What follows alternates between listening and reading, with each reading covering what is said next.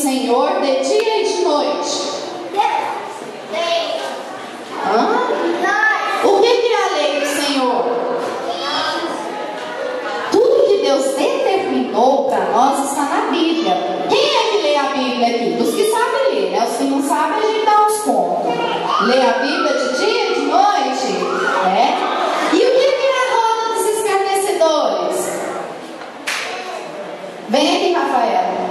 Rafaela, o Lucas, vem aqui, Lucas. Cauã, Juan. E deixa eu ver mais quem. Vem aqui, Laís. Dá a mão, faz um círculo pra mim. Vocês já brincaram de ciranda? Já? Então dá a mão. Vai ficar rodando igual ciranda. Fica rodando. Isso é uma roda. Agora vamos supor, parou. Senta. Isso, na roda. Vamos supor que você está na escolinha e tem um monte de gente sentada assim na rodinha falando coisa feia. O que é coisa feia? Palavrão, uma palavra bem comprida? Não, é palavra que o Papai do Céu não gosta que fala.